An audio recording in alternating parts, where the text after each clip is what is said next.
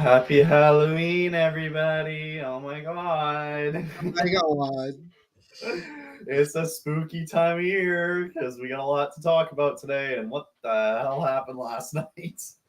We're back, though, episode number 12 here at Flames Cast. It's myself, Kyle, along with my good buddy Neil again here. Yeah, we got a lot to get into, but first and foremost, happy Halloween. I know that you did dress up recently. Yeah. So obviously today my girlfriend is working, as am I, as you can tell. And we decided to do something.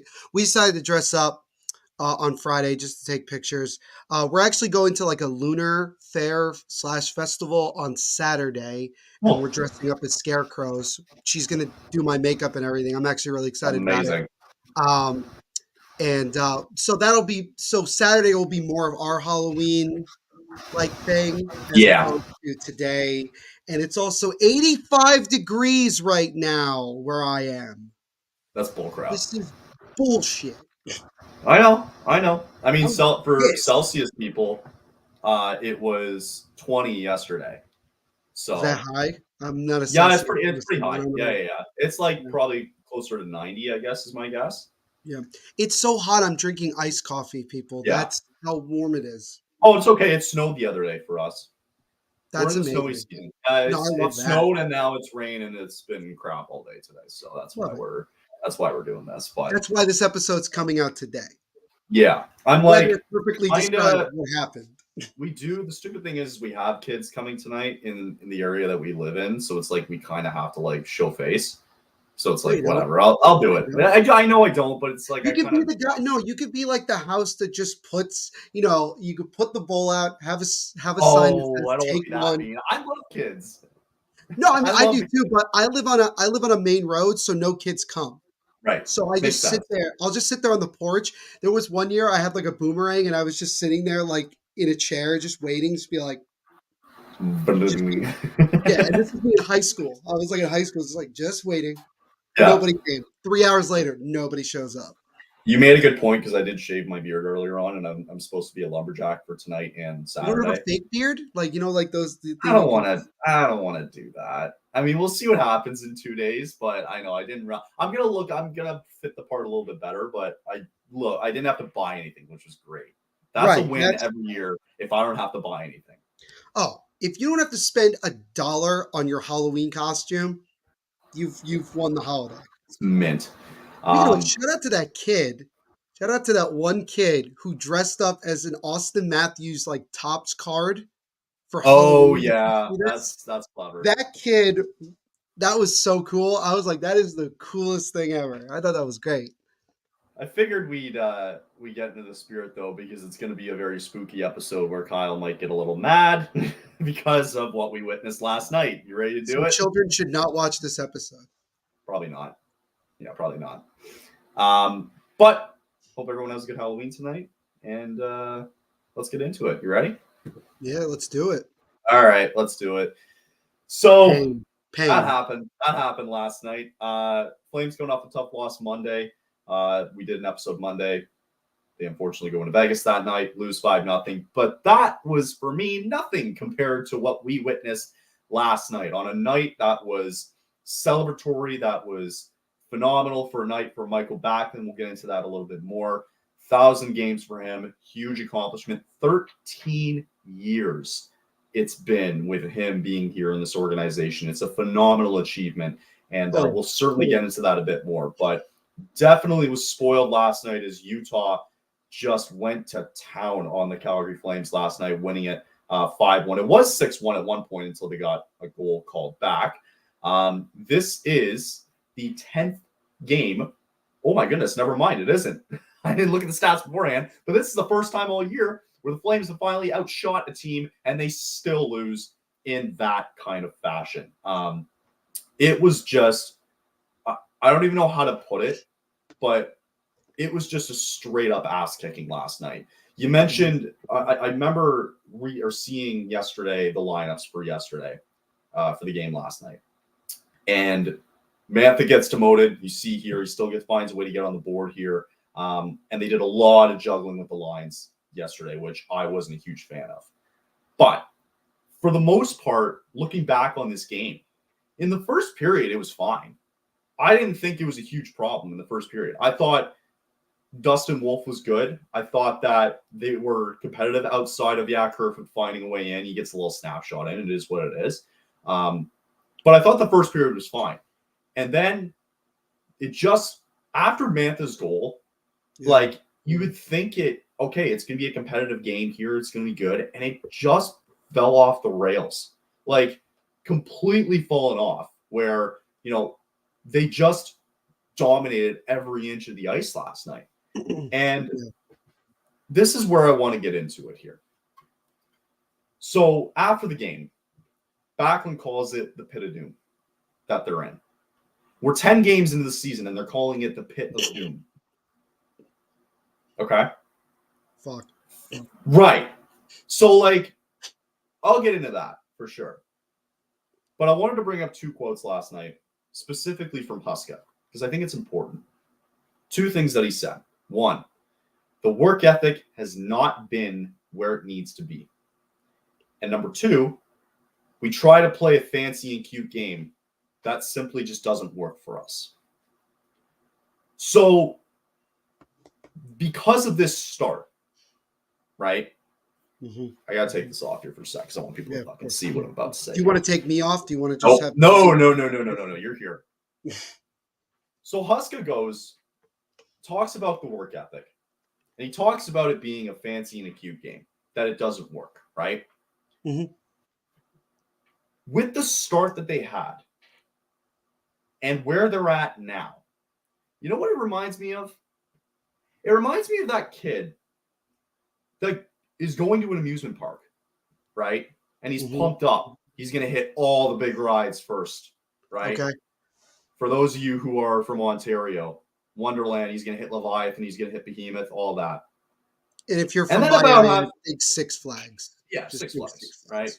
And then about halfway through the day, the kid gets bored. The kid is disinterested.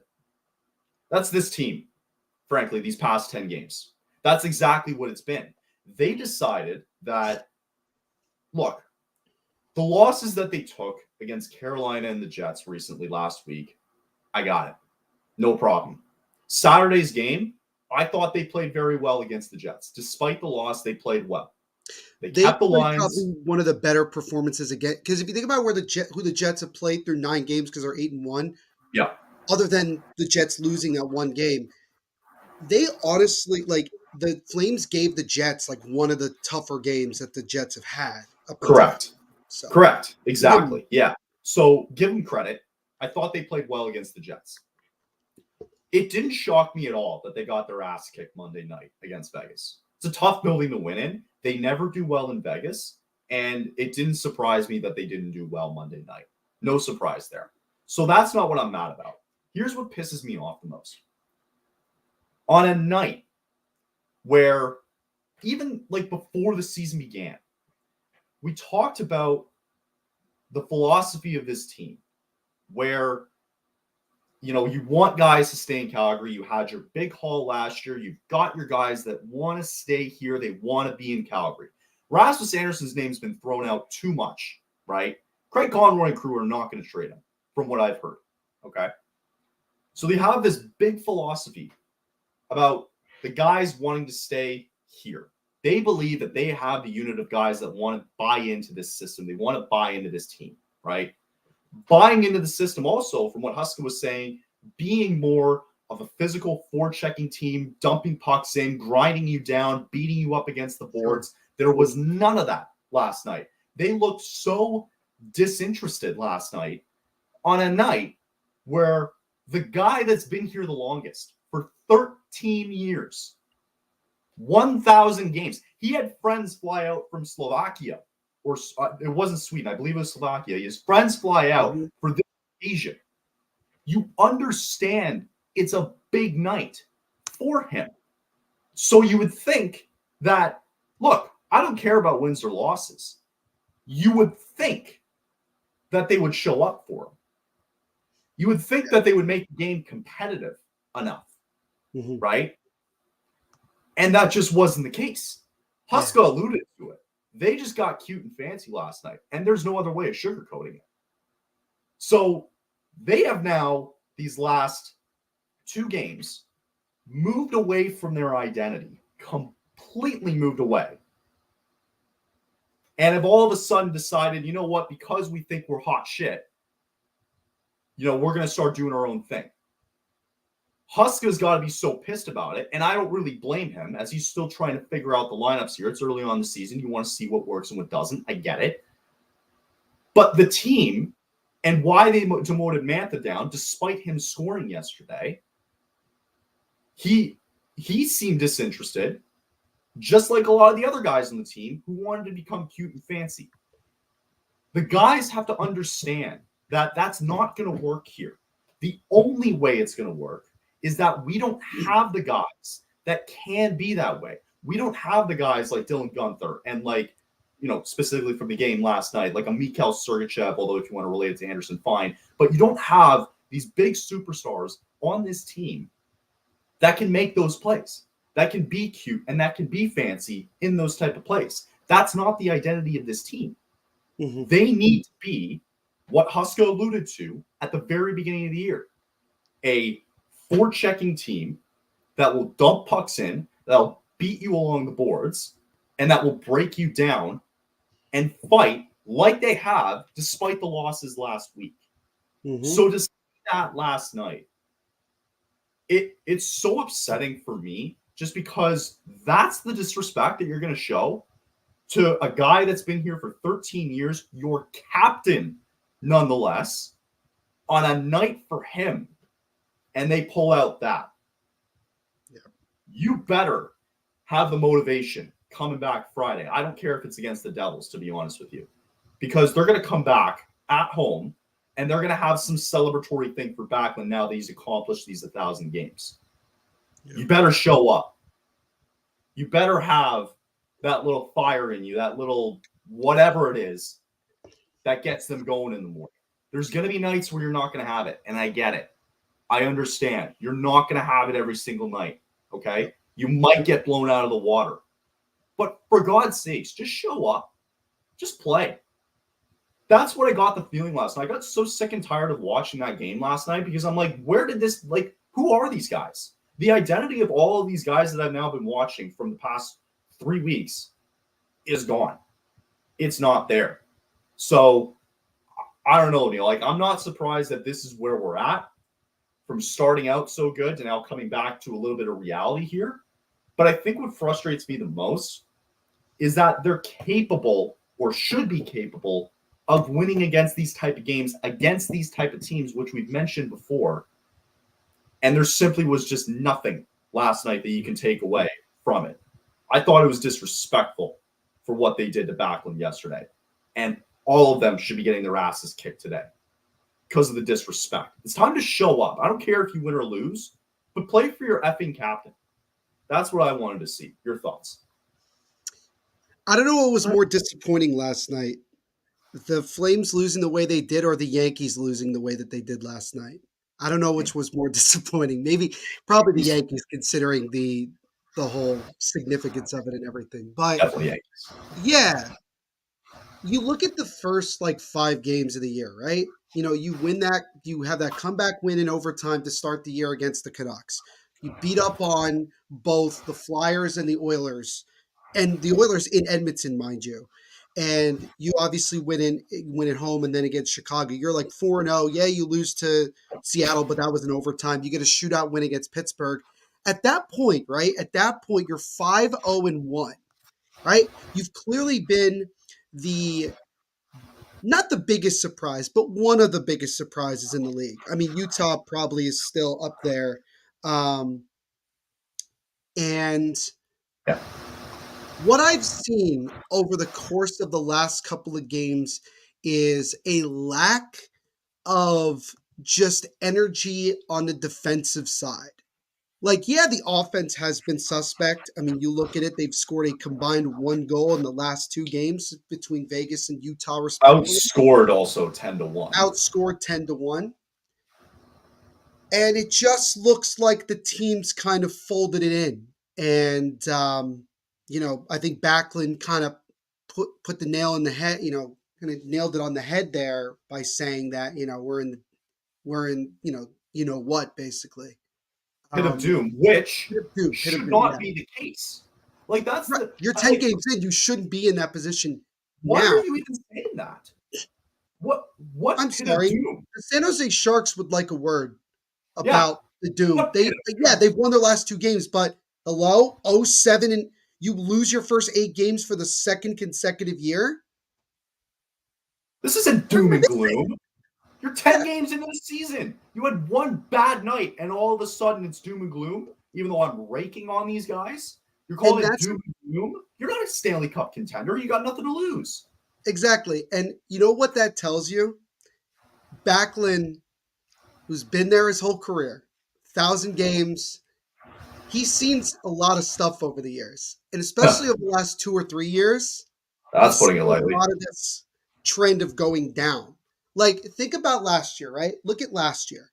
Through 3 quarters of the season, the Flames shockingly were in a playoff spot, and fighting for a playoff spot, right? And then you have the whole thing with Markstrom. Is he going to get traded? Is he not? Like the back and forth, and it pissed off Markstrom, understandably so, because he didn't know what the situation was. Then right after the deadline, nosedive. Yeah. The whole team nosedives, and they don't make the playoffs. It seems like already the nosedive is happening and we're 10 games in. And that's all up here. That's nothing to do with the play on the ice. It is an emotional and mental mindset that if you're going into it thinking we're not that good, we're already falling apart, then of course you're going to fall apart. It's just common sense. It's common knowledge that that's going to happen. As you mentioned, Kyle, it's not really about the wins and losses for this team. It's about the development of these players. It's about creating that identity, having that energy. The first 6, 7 games of the year, they had it. First 5, 6 games, they had it. They were creating an identity. They were grinding it out. They were winning games they weren't supposed to.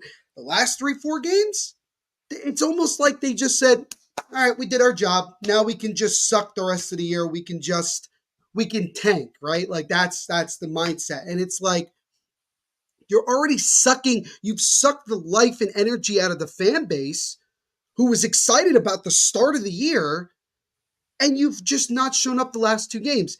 And you mentioned Friday, right? You mentioned Friday's game. Yes, Backlund's going to get a ceremony. Can I also mention that there's a certain netminder on the other side of the ice that's making his early return to the team that pissed him off at the end of his time Yeah. and was a backbone and was a big reason why the Flames were in it down the stretch? Like, if that doesn't give you enough motivation to come out and play a better game, I don't know what is. And look at it this way as well, Kyle. They've given up 5 goals in each of the last 2 games. The Devils alone had scored 6 goals in each of their last 2 games. They scored 6 last Sunday against Anaheim, and they just beat up, and I mean beat up, on the Vancouver Canucks last night 6-0. Markstrom got the shutout. This is a tale of 2 teams going in completely different directions and have completely different mindsets. This team needs to have its best performance of the year for me to feel better about the last 2 games. Anything else, to me, from an emotional standpoint, is just bad. Yeah. So play with some urgency. And you know what? Play with some pride. Don't they have any pride? These guys are professional athletes. You honored your captain, the longest tenured Flame, who decided to stay here because he could have easily left At any point. at any point, and nobody would have complained about it. And you've gone out the last 2 games and chat the bed, and And a like week leading up to his ceremony. exactly. Like, this is how you're going to play for him. You know? And then what's bad is that he's the one that says that comment last night. That's the whole thing. That's Like, bad. if you think the locker room sucks right now, it does, because of the way your captain just said it last night. The captain goes out and says, you know what? We're just in a pit of doom right now. But, like, I don't get it. What do you mean you're in the pit of doom? Pit of What does doom. that even? What does that mean? It is October 31st. You're There's 10 no games such into the thing as the season. pit of doom. You're 10 One games more. in. Like, Yeah. it's going to be fine. You're going to wake up the next morning and the sun's going to be shining, hopefully. Hopefully. Pit of doom. It's ridiculous. You didn't have Stanley Cup aspirations going into the year, Heck, you didn't right? have playoff aspirations. Well, well, Well, well, hold on. That's not the mindset that Huska wants this team to have going into the season. They don't want this team to tank. They want to surprise people, which they were for the first 2 weeks of the season, 2 weeks. give or take, Yeah, right? 2 So weeks. for Yeah, what 2 weeks. bothers me is it feels like, and I could be wrong about this, probably am, but it feels like what the team put out last night, Backlund just got sucked into it and relayed it to the media and went, this is this pit of doom that we're in. Yeah. Like, what are you talking about? You're fine. You had one really, really bad night, right? Okay, two. Monday night, if you want to count it. But again, that didn't surprise me, right? So if you want to count that, fine. You had two really bad nights, Yep. right? It's in a bad stretch for 4 days. Yep. Outside of that, you've been fine. You've been a decent team, right? Correct. So this whole pit of doom BS is ridiculous. The Yeah. world's not ending, right? Shake it off, show up on Friday, and put up a fight. Again, I agree. Like, I want to see the best performance from this team on Friday. What do you got? Right? We knew that coming into this stretch of games, this 5-game stretch, was going to be a telltale sign. So far, it's showing its true colors because they've lost the last 4 games in a row. Yep. Right? Just show up on Friday. I agree. Right? Yes. Give me what you gave on Saturday and I'll be happy.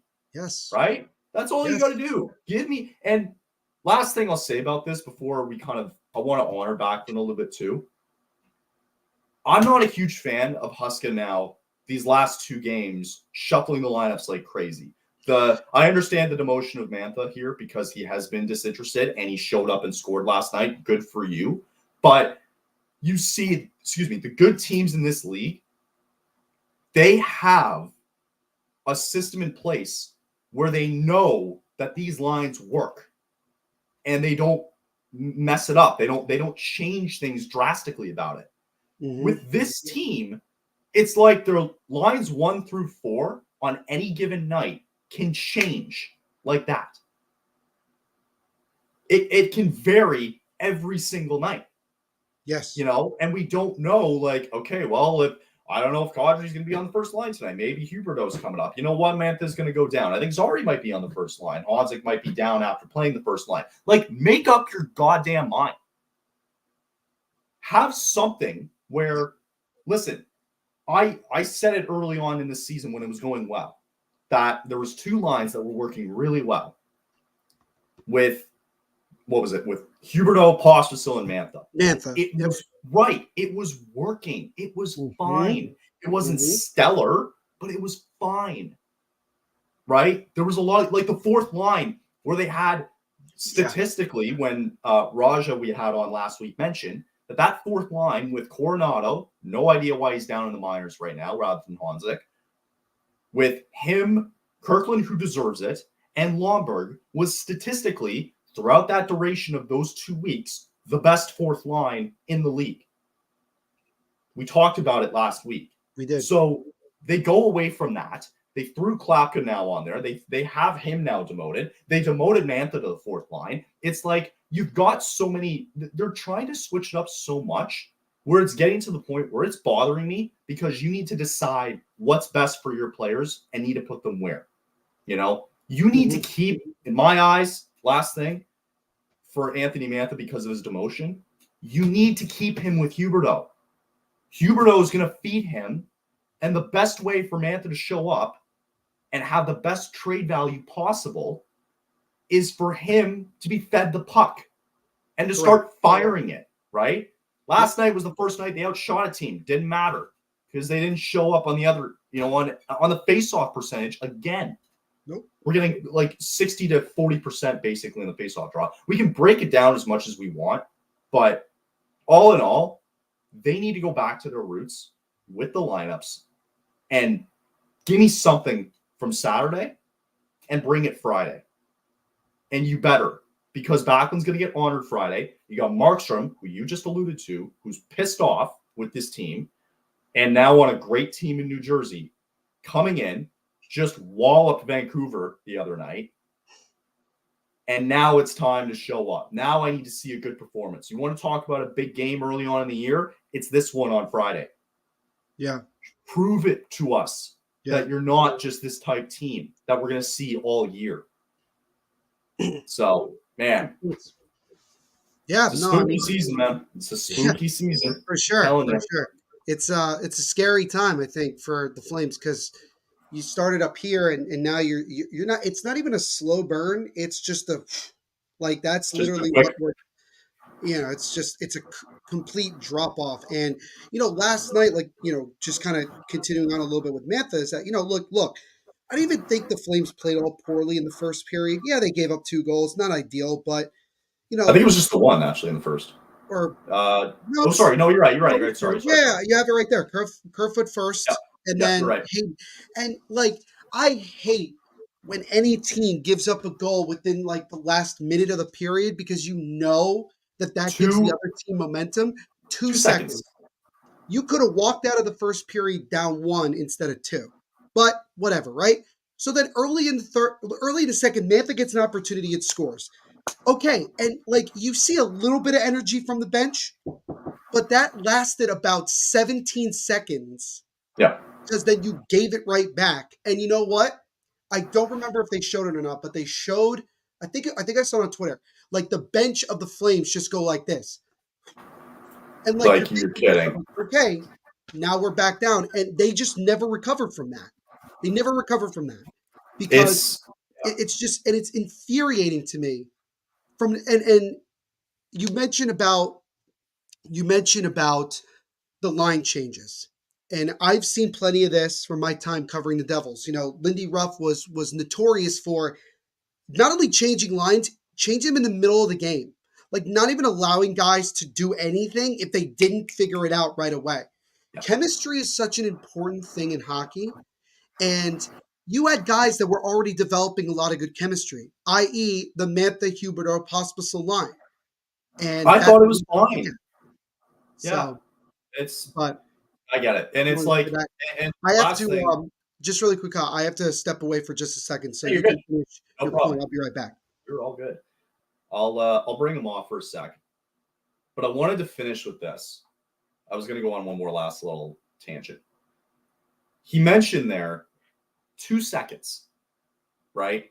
You go back up here, and it was Barrett Hayton who scored with 2 seconds left. We're talking probably an entirely different game if it's only 1-0 after 1. Maybe. Because if Mantha scores, right? Let's say they avoid the goal with 2 seconds left. They go into the second period, and all of a sudden, we're seeing where it's now a 1-1 game. Now it's a different conversation, and who knows what happens there. But ultimately, I thought this team was just flat out disappointing last night, and we mentioned it before, where they just have to show up now, come Friday. That's all it is. They have to show up, and we might be having a very interesting conversation come Monday. So while I figure now is a good time, though, I will digress. We'll read some ads, and we'll simply move on. Sound good? Yep, sounds great.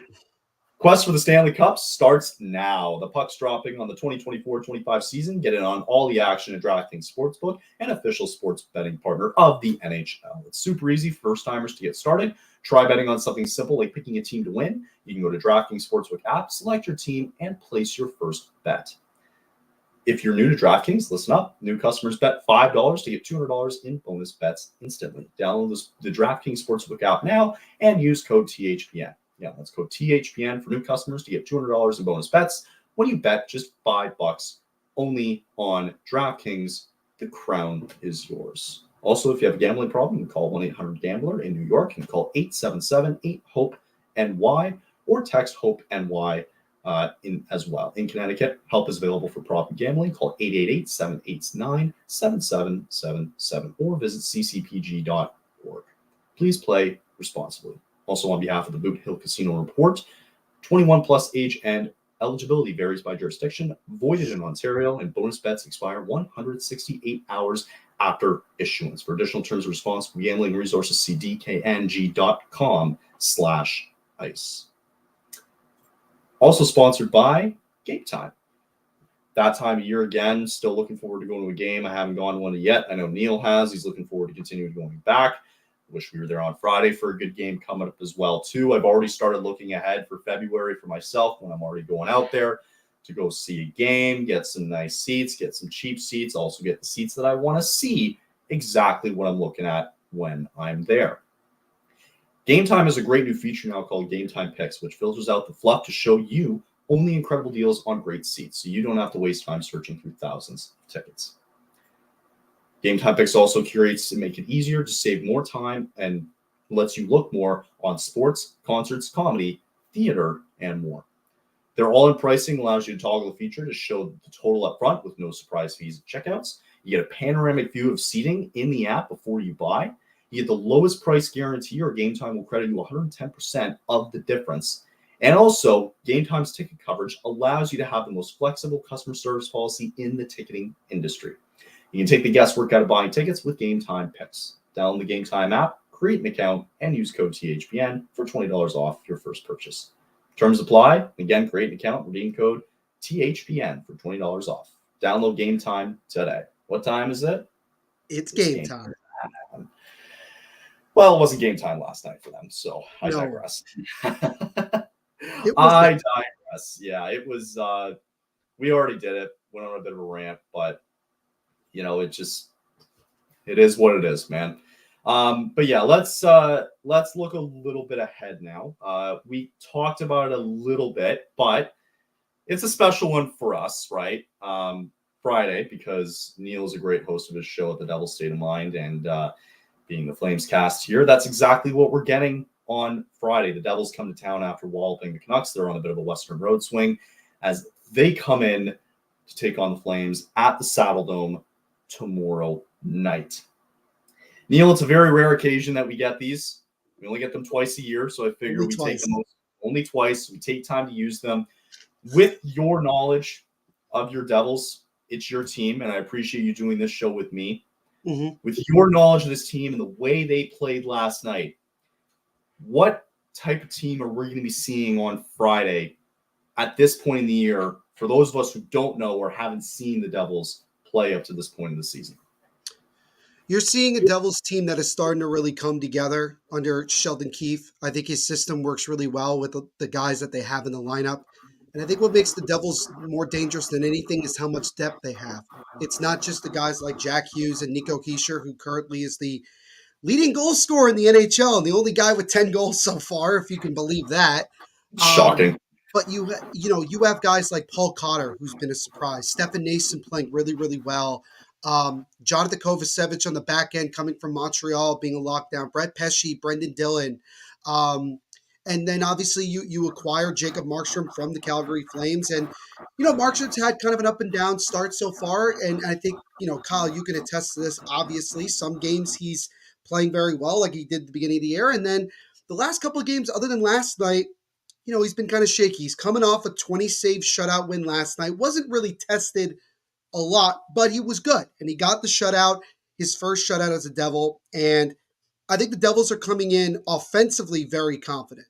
Because if you think about it, they've outscored their opponents 12-2 in their last two games. They won 6-2 against the Ducks, and then they won 6-0, as mentioned before, last night against the Canucks. And I think the one thing that the Flames have to be careful of is special teams. And I'm not just talking about the power play. I'm talking about the penalty kill as well. For the power play, the Devils have a top 5 power play, just over 30% success rate. Their top unit is one of the top 2 best in the NHL right now, scoring at about 6. I think their scoring rate is 6.0 per 20 minutes. Wow. But I think the penalty kill is the more dangerous thing. And the reason I say that is because even though you look at it and you say 80% it's like middle of the pack. Here's the thing. The Devils implement a 2 defenseman, 2 forward penalty kill, meaning they have guys out there that Sheldon Keefe throws out that can score. So he puts Nico Hischier out there. He put Jack Hughes out there. He puts Dawson Mercer. The Devils scored a shorthanded goal last night by Dawson Mercer. So the Flames have to be careful not to make a mistake on the back end if they're on the power play. Because if they make one little mistake, the Devils, with their speed and skill, they're going to come right back the other way and make the Flames pay. And what's also surprising, Kyle, because Devils have been criticized about this for years, the Devils actually lead the NHL in hits this year so far. They Ooh. actually lead the NHL in hits. This is a much more physical Devils team. So the Which Flames have their also, hands full. yeah, I was going to say it does, before you continue, it counteracts a little bit with this team going to Friday because they are more or less trying to still look for that identity of Correct. being a forechecking team. So it Yes. makes this task even more difficult because of the way they've been hitting so far. 100%. The Devils so far have shown that they can beat a team in a multitude of different ways, outscoring them, being physical, grinding it out, however they got to get it done. The one thing I will say this, the Devils have also played the most games of any team so far in the NHL. I would argue to say that fatigue has played a little bit of a factor as to why the Devils have looked sluggish in certain games. Um, it's not, and I think that the Devils are coming in with a little bit extra motivation because they want to win for Markstrom. If he plays, it would, it's possible for whatever reason they may just not play him. They may go with Jake Allen. I said on my, I just posted a new Devil State of Mind episode today, which if you haven't yet, go check it out. I said that I think Jake Allen plays either against Calgary or against Edmonton on Monday. I think that's going to be one of the case. But I think Markstrom likely plays tomorrow night. He gets the day off. Obviously, today's a travel day. He's coming off a shutout. Ride the hot hand. I think that's what Sheldon Keefe's going to end up doing. The reality is that this is probably the toughest and most talented team so far that the Flames have played. And that's why I said the Flames have to come out and give 110% effort. Because even if they're at 100% effort, the Devils can still beat them in a Yep, multitude of different ways. So the totally. reality is that this is a big game. You're honoring Michael Backlund. Jacob Markstrom makes his return. Kevin Ball gets his first crack against his former team after being dealt. Sharangovich, obviously. Blake Coleman again. Coleman a little bit different. It's been a bunch of years at this point. It's not like he played It's with on the back burner. he played with like two of the guys. He played with 3 guys. I think he played with 3 guys that are on the Devils right now. Nico Hischier, Bratt, and Nason. Those are the only guys he played with when he was in New Jersey. But for Kevin Ball, a lot more familiarity. Sharangovich, same thing. So yeah, this is going to be a tough game for the Flames. But they're at home. They're honoring Backlund. This is a get right game. I like using that term, get right. I said it. The Devils were on a 4-game losing streak. They played Anaheim last Sunday. I said before the game, this is a get right game. Anaheim's not that good. This is an opportunity to turn it around. And they did. They won 6-2. They followed it up with a 6-0 win. They are playing really well right now. For the Flames, this is a get right game. You can win a game like this against the Devils. It's a big win. It could get you an emotional boost that you need to turn this around and start playing better. But if Yeah. they keep playing the way they played the last 2 games, it's not going to be 5-0 or 5-1. It could be a lot worse than that. You definitely feel better about them if they can find a way Friday, and just Right. purely by looking at the record. I know it doesn't say much, but a 6-4-1 record looks a lot better than being 5-5, and you have the lore and this like losing streak happening right with this team. So yeah, I would argue that I think I think this is probably their toughest game to date. I think the Devils are a better team than Carolina, and what Carolina gave last week, they still played very well against this Flames team, but arguably the Devils have been hot. I mean, okay, fair enough. There was the Jets last week too, so I think you gotta point that out as well. Well, So you got to give the sorry. Jets credit where credit is I due. know. Fairly good. So it's like, so I digress a little bit and say, okay, it's still one of the better teams that you're playing this year, especially on this stretch of games Sure. that's really brutal, right? 100%. So it's a get back game, like you mentioned it. They gotta find a way to get something here. We don't know what the lineups are going to be like because it's probably a day off for them. They just need it. They did a travel day back, so they just need a little bit of rest time before tomorrow. Makes sense. Yep. You know, and if I'm Husker, man, you just got to go back to what's been working before. And yeah, it's a big game tomorrow night, right? It's a big game, and you want to make sure it's huge, and you want to make sure that they can try to get back on track a little bit in this pit of doom era, however you want to put it. Ridiculous. So you mentioned at the top of the show too. I think we want to quickly bring up that Klopka did get sent down. Honzek's been reactivated, so I imagine that he starts Friday. A lot of people questioning now whether or not Honzek deserves to stay up there, whether it's the right move or not, whether Coronado should be coming back, whether Klopka should be down, like all that. What do you kind of make of Honzek being reactivated and all of a sudden they had to make a roster move and they send Klopka down to the Wranglers? Well, let's go back to the episode we just did with Steph earlier this week. She brought up a good point of having Klopka standing in front of the net on the power play. I think, having that big body, presence there helps. It helps, yes. And Honzek, we talked about Honzek. He's struggled out the gate. He had a really strong preseason, but his inexperience is certainly showing here. And I don't want to say he's intimidated, but I think obviously going right from where he was to like playing in the NHL, not everybody can do it. Not everybody is Connor McDavid. That's the way I look at it. Despite him having an injury as well, though, too. Like, correct. He's been out obviously, he did have an injury. Yes, I understand. But I think from a development standpoint, I think it would just be smarter to send him down to the Wranglers. Klopka, I feel like, has earned more of the right, and Coronado, I think, has earned more. I feel like Coronado got the short end of the stick more than anybody. Although he did get a little bit of a look on the top end when Honzek went out with an injury. Right. I just think that maybe I give Honzek Friday's game, maybe one more, but if it's not showing, you got to do it. I know you don't want to hurt his confidence, but his confidence isn't going to get any better if he's still struggling at the NHL level and getting off to a very slow start in his career. For sure. Yeah, and his agent's not happy, but as well, no agent is happy. No agent's happy. Of course not, because they want their Marc-Andre guys to make... Fleury's agent proved that no agent is happy. No agent's happy. My God. Do we just get an arrow in the back of Honzek now? Do we have to draw that out? No, right? So we'll see what happens with the lineup tomorrow night, and as days go on, we'll see what happens in terms of the roster moves that need to get made. I figure that we take a second, though. I do want to honor Backlund, despite last night and how we did rake on it a little bit. I actually misspoke earlier. I said 13 years. It's actually been longer than that. It's been 17 years. Yeah. 17 years through 1,000 games. It's understandable if I got it wrong, but for you, Kyle, I know that's a bit of a shame on my part. It's a shameful day. Let's put it that way. Yeah, it's a tough day.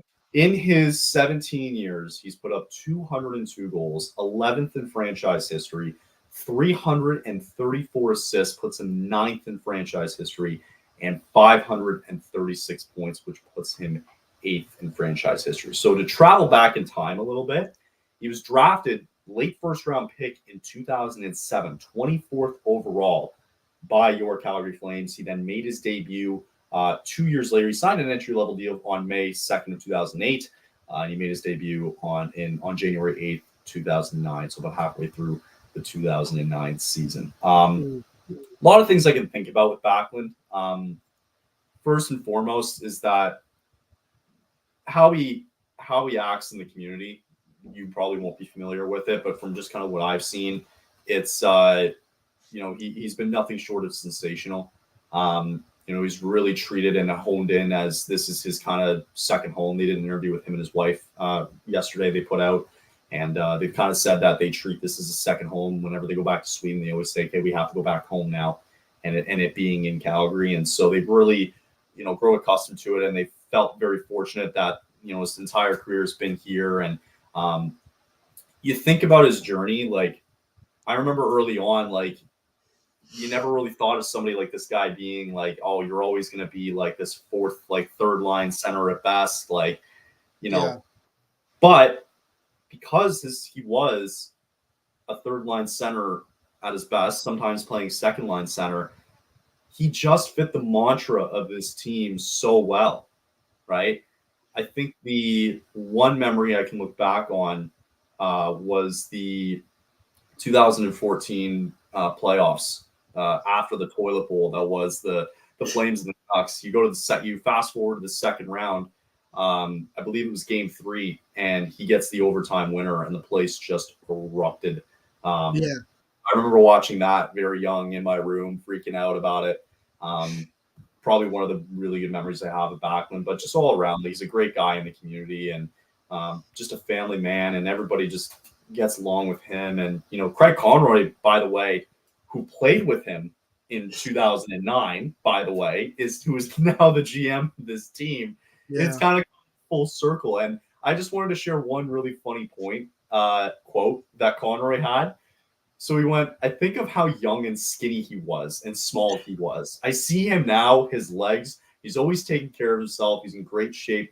To see him go from then to now, he's really a person that could be up for the Selke every single year. He was up for it too recently. I can't remember what year that was, but just funny how he mentions that, and now it's kind of come full circle. I know you don't have a lot of experience with seeing Backlund, but can you think of just anything that you remember from him at a time that you've seen him play that just kind of stands out for you? I think it was the 2016-17 season, which I think statistically was his best year of his career. He had 22 goals. I think he had 67 points, which I know for a lot of stats people, they look at it and say, like, what's the big deal with that? Like, who cares? Yeah. But I think for Michael Backlund, who's never been known to be like a big scorer, a big point getter, I think for him to have a year like he did in a pretty tough year. I mean, the Flames definitely did not do well at all, and then I think that was the year they got Matthew Tkachuk. I think so. In Yeah. the draft the year after, I think was important, and I think I like looking at some of the guys that have played with Backlund over the years, and I think about the late Johnny Gaudreau, Matthew Tkachuk, guys who have talked about him and how much of a professional that he is and how much he carries himself so well both on and off the ice. A guy who's very disciplined, a guy who just understands his role and knows what needs to be done on a night-to-night basis, even when things don't go well, i.e., whatever the last night did. But no, he's one of the he's like it's what I call one of the good guys of the NHL. A guy who just comes in and does his job, and does it the right way. And he's a really great role model. He's embraced the community so well. This is a guy that I can even see after his playing days remaining in Calgary, being involved with the Flames in some capacity, and really just trying to continue to make his mark on the franchise for years to come. So, yeah, I mean, that's to put it simply, that's what I have for Backlund. And look, reaching 1,000 games is nothing to sneeze at. It's very impressive. Not many players can say that they played 1,000 games in the National Hockey League. When NHL, life, NHL's shelf life and NHL players, shelf life is something like a year or 2 or 3 years. It's not very long.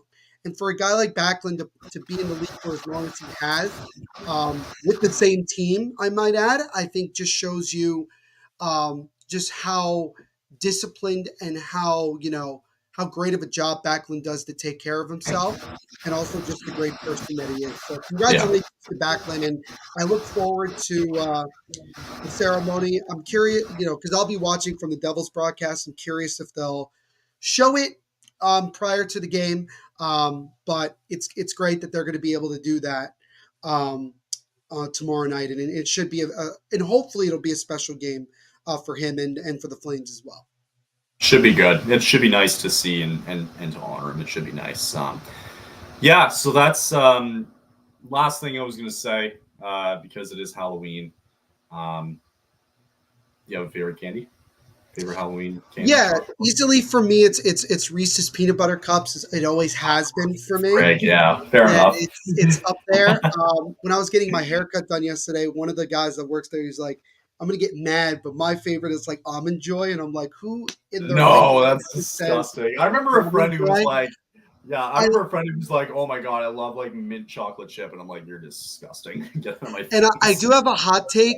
I feel like it is a hot take because it's been up for debate for many years, but I'm a huge fan of candy corn. I know a lot of people hate it. And like someone said to Fair. me, so you like eating candles, essentially. The Like that's wax the candles, yeah, wax like feeling, yeah. But I think it's very good. I'm yeah, a huge fan of candy corn. I don't know how many Flames fans are candy corn people, but I would say like top two for me would probably be Reese's peanut butter cups and candy corn for Halloween. I would say, yeah. but Like that's the thing Reese's for for me like Halloween. all the time. Yeah, Reese's is pretty good. I've kind of gone out of the sugar train a little bit, where it used to be like Skittles. Love me some Right? Skittles. You get like the little packets or whatever. Yeah. Even chocolate too has been like kind of off the radar a little bit, but I love a good Aero bar. Oh, you know what? No, not Aero. Snickers. I'm a huge Snickers Snickers. guy. Okay. Cool. Snickers is Like good. that. Yeah, but now I'm at a point where I'm like, I just go to Walmart and just whatever. I grab like you see like the boxes of chips and you get like Yeah. 40 Yeah. of Yeah. them and they're like super small and I'm like, yep. And Yep. oh no, there's leftovers. What a shame.